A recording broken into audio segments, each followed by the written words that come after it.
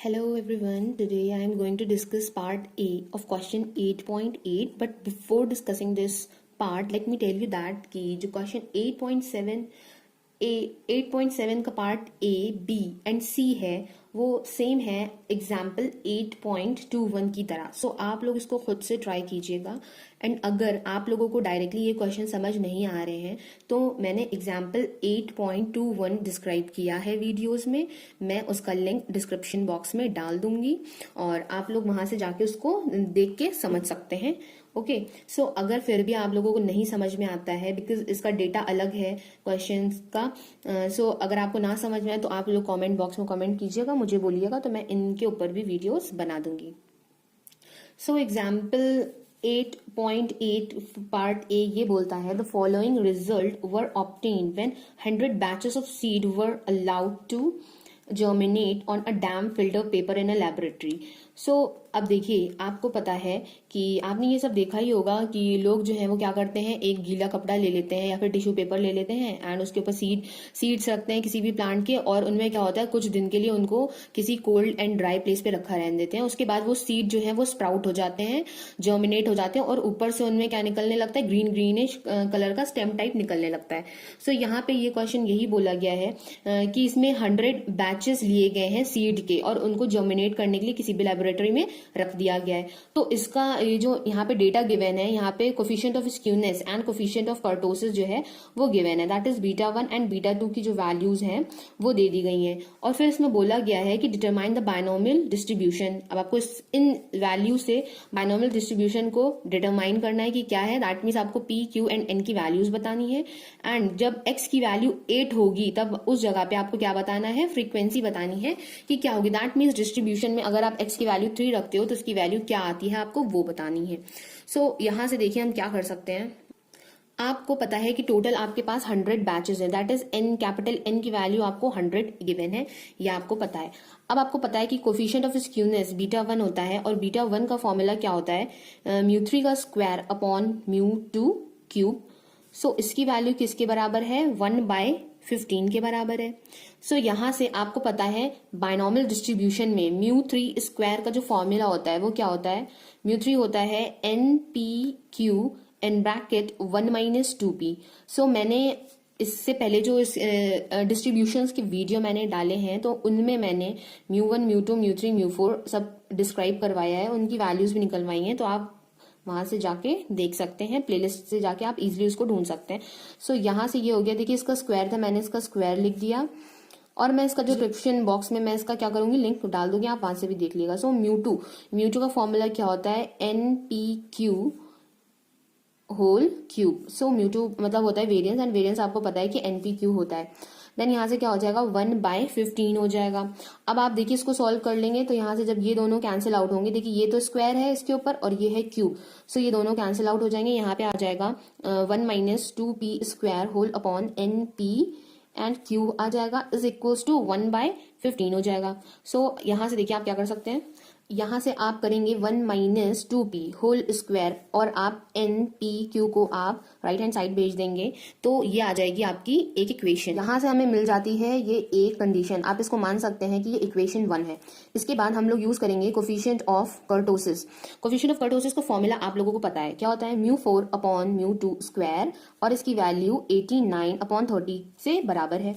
म्यू4 का फॉर्मूला आप लोगों को पता है क्या होता है, म्यू4 का फॉर्मूला होता है npq in bracket 1 + 3 times pq then n - 2 whole upon म्यू2 का फॉर्मूला आपको पता है क्या होता है, ये होता है npq और ये हो जाएगा होल स्क्वायर। मैं फॉर्मूलाज बार बार इसलिए बोलती हूँ कि आप लोगों को लर्न हो जाए, और अगर आप लोग को लर्न नहीं है तो आप लोग इसको जरूर लर्न कीजिए बिकॉज ये लर्न होना बहुत जरूरी है। अदरवाइज अगर ये क्वेश्चन आ गया आपका एग्जाम में तो क्या आप पहले म्यू4 म्यू2 का फॉर्मूला ड्राइव करोगे, ड्राइव करने में तो बहुत टाइम लग जाएगा। सो आपको ये सब लर्न होने चाहिए। सो यहाँ से देखिए ये हो गया। अब अगर हम देखिए क्या करें, इन दोनों को क्या करें, मल्टीप्लाई कर दें ब्रैकेट के अंदर, तो देखिए ये क्या हो जाएगा, फर्स्ट टर्म हमारा हो जाएगा npq then plus second term हमारा क्या हो जाएगा 3pq है और npq को हम अलग ही रखते हैं, देन यहाँ पे है n - 2, ठीक है। तो ये हमारे दो टर्म आ गए, नीचे हमारा हो जाएगा npq होल स्क्वायर, ये हो जाएगा हमारा 89/30। सो यहाँ से देखिए अगर हम एन पी क्यू को डिस्ट्रीब्यूट कर दें दोनों तरफ, वैसे तो एन पी क्यू हमारा कट ही रहा था, कैंसिल आउट हो जाता, बट चलिए अब कैंसिल आउट हो जाएगा।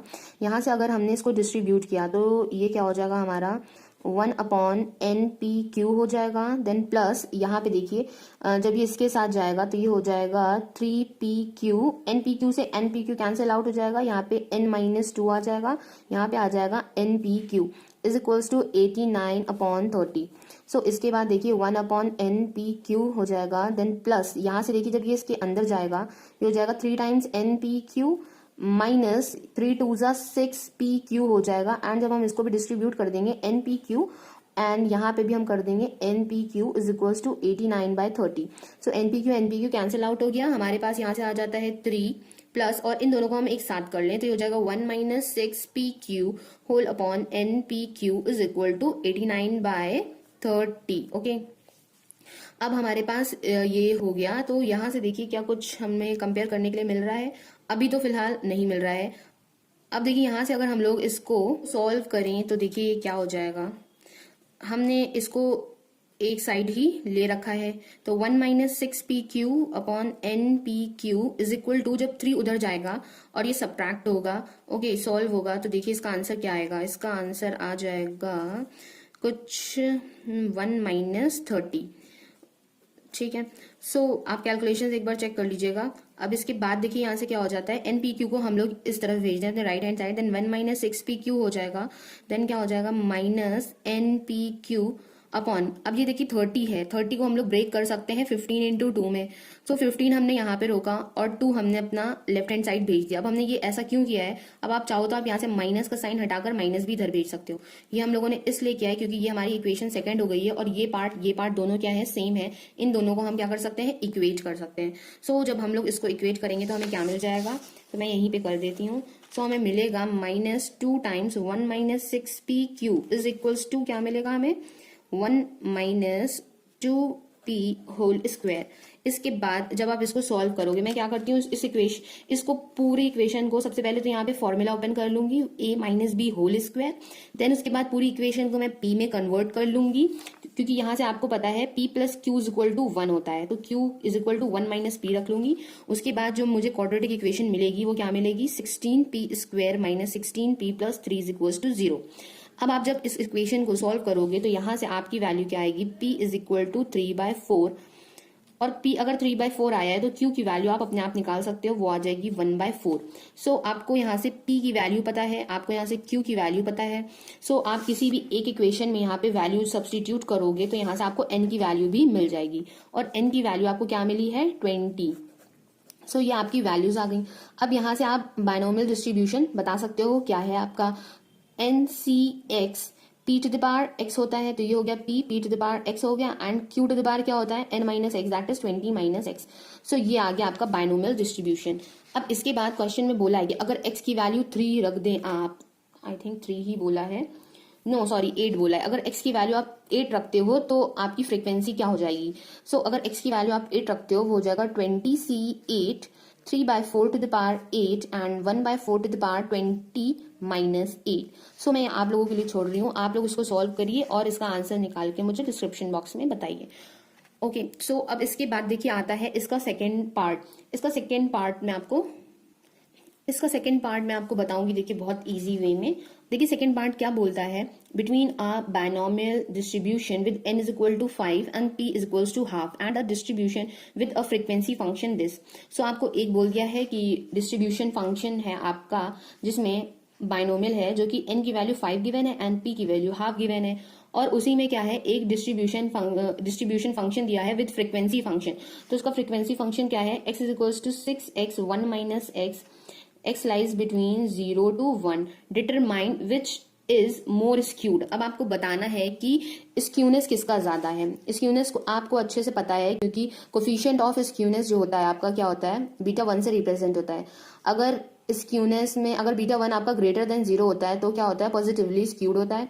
β1 आपका 0 होता है तो डिस्ट्रीब्यूशन आपका क्या होता है, सिमेट्रिक होता है। एंड β1 अगर आपका लेस देन 0 होता है तो डिस्ट्रीब्यूशन आपका क्या होता है, निगेटिवली स्क्यूड होता है। बट दोनों में से सबसे ज्यादा कौन सा स्क्यूड है, हमको ये चीज कंफर्म करके बतानी है। अब देखिए क्या है, सो यहां से देखिए आपको पता है कि आपको बीटा वन लेके चलना है, तो अभी आपने बीटा वन का फॉर्मूला देखा इससे पहले वाले पार्ट में, वो क्या होता था, म्यू थ्री का स्क्वायर अपॉन म्यू टू का क्यूब होता था। सो अगर मैं यहां से आपको दिखाऊं कि फाइनल देखिए, अगर मैं ये इसका म्यू थ्री का फॉर्मूला रखूंगी, म्यू टू का फॉर्मूला रखूंगी, उसके बाद जो फाइनल सॉल्व करने पर आएगा वो क्या आएगा, वो कुछ इस तरह से आएगा। ठीक है, तो मैं इसको यहाँ पे क्या करूंगी, लिख लूंगी। तो यहाँ पे ये देखिए क्या हो जाएगा, 1 minus 2p whole square then NP/Q, ये आ जाएगा हमारा।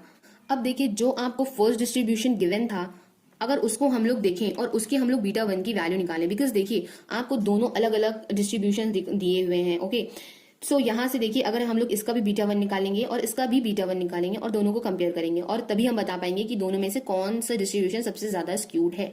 सो हमने देखिए बीटा वन का फॉर्मूला ये लिख लिया। ओके, तो ये बायनॉमियल डिस्ट्रीब्यूशन था, तो उस अकॉर्डिंग हमने इसका ये फॉर्मूला लिख लिया है।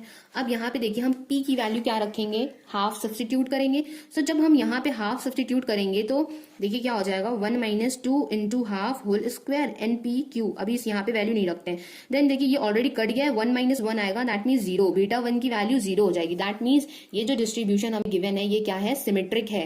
ओके, अब हमें ये पता चल गया। अब देखिए हम इसका भी निकालेंगे कि क्या आती है इसकी वैल्यू। अब देखिए हमें इसके लिए क्या मालूम होना जरूरी है, म्यू थ्री पता होना चाहिए, म्यू टू पता होना चाहिए। अब आपको म्यू थ्री और म्यू टू या तो आप डायरेक्टली निकाल सकते हैं अगर आपको इसका इस डिस्ट्रीब्यूशन का मीन पता हो।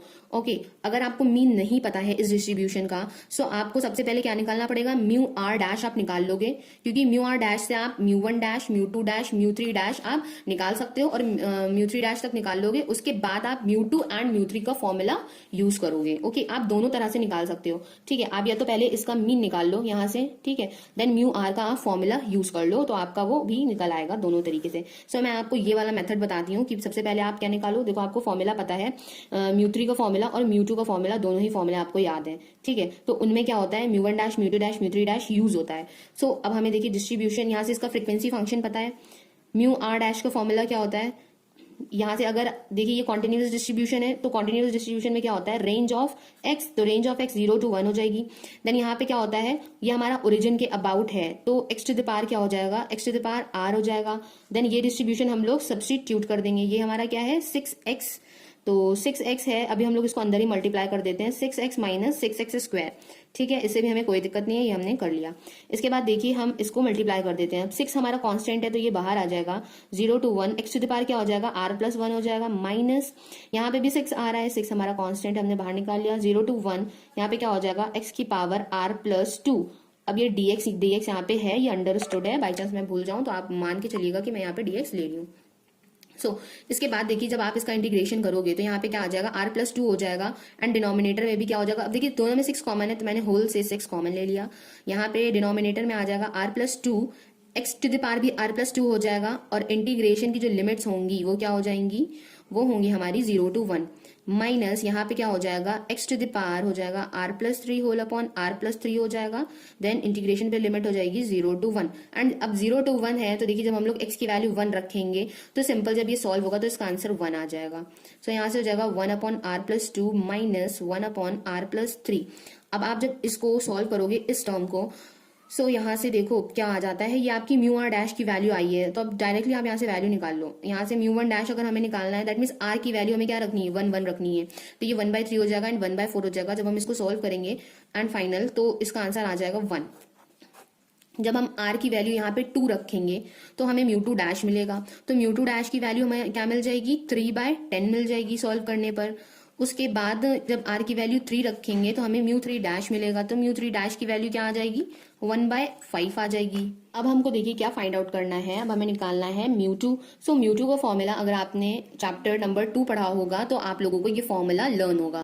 सो म्यू टू का जो फॉर्मूला होता है वो होता है mu two dash minus mu one dash whole square. So यहाँ से आपको म्यू टू डैश की एंड म्यू वन डैश की वैल्यू पता है, आप जब सब्स्टिट्यूट करोगे सॉल्व करोगे उसका आंसर आएगा 1/20। म्यू थ्री का फॉर्मूला आपको पता है क्या होता है, mu three dash minus 3 times mu two dash mu one dash plus 2 times mu one dash cube. So mu three dash, mu two dash, mu one dash, इन सभी की वैल्यू आप लोग निकाल चुके हो। सो इसकी वैल्यू आप निकाल चुके हो, जब आप इसकी वैल्यू सब्स्टिट्यूट करोगे तो आपका आंसर आ जाएगा 0। ओके, अब देखिए μ3 आपका ऑलरेडी 0 आ गया है, तो हम लोग पहले μ3 निकाल लेते, ज़्यादा अच्छा रहता। सो अब देखिए आपको पता है β1 का फॉर्मूला, देखिए कोफिशिएंट ऑफ स्क्यूनेस का क्या होता है, μ3 square upon μ2 cube. So β1 is equal to μ3 square. अब देखिए μ3 हमारा ऑलरेडी 0 आ गया, तो बाकी कुछ हमें रखने की जरूरत ही नहीं है। सो देखिए यहाँ पे भी जो हमारी सेकेंड इक्वेशन है, सेकेंड फ्रीक्वेंसी जो गिवन थी हमें, ये इसका भी β1 की वैल्यू 0 आ गई है, एंड जो फर्स्ट वाला हमने फाइंड आउट किया था उसमें भी β1 की वैल्यू 0 आ गई है। सो इन दोनों का β1 0 आ रहा है, दैट मीन्स कोई भी डिस्ट्रीब्यूशन मोर स्क्यूड नहीं है, both distributions are equally skewed. So ये हो जाता है हमारा क्वेश्चन यहाँ पे फिनिश। आई होप कि आप लोगों को ये वीडियो भी समझ में आया होगा। Thank you for watching my video. Have a nice day.